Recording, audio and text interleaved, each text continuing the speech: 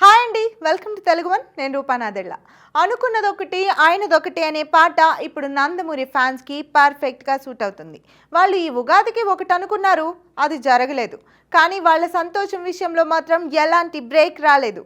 ఒక రకంగా వాళ్ళు అనుకున్న దానికి మించే జరుగుతుందని చెప్పొచ్చు. ఇంతకీ వాళ్ళు ఏమనుకున్నారు, ఏం జరిగింది? తెలుగు ప్రజలతో పాటు బాలకృష్ణ అభిమానులు కూడా ఈ ఉగాదిని చాలా ఘనంగా జరుపుకున్నారు. అంతకంటే ముందు బాలయ్య నయా మూవీ టైటిల్ అనౌన్స్మెంట్ పండుగ రోజు వస్తుందని ఫ్యాన్స్ ఎదురు చూశారు.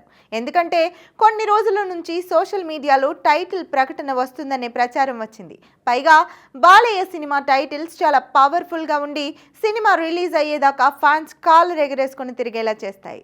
దాంతో టైటిల్ ప్రకటన కోసం ఎదురు చూశారు. కానీ ఆ ప్లేస్లో ఇంకో గుడ్ న్యూస్ మాత్రం వాళ్ళు విన్నారు. అదేంటంటే అన్స్టాపబుల్ సీజన్ 4 త్వరలోనే రాబోతుంది. ఈ విషయాన్ని ఆహా యాజమాన్యం ఒక పోస్టర్ ద్వారా వెల్లడి చేసింది.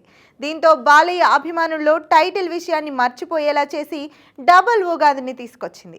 అన్స్టాపబుల్ షో 2021లో స్టార్ట్ అయింది. ఈ షో ద్వారా ఒక కొత్త బాలయ్య ప్రేక్షకులకి పరిచయం అయ్యాడు. సినీ రాజకీయ రంగంలోని వాళ్ళని బాలయ్య ఇంటర్వ్యూ చేసే విధానానికి ప్రతి ఒక్కరు ఫిదా అవుతున్నారు. చాలామంది ఈ షో ద్వారా కూడా ఆయనకి అభిమానులుగా మారిపోయారు.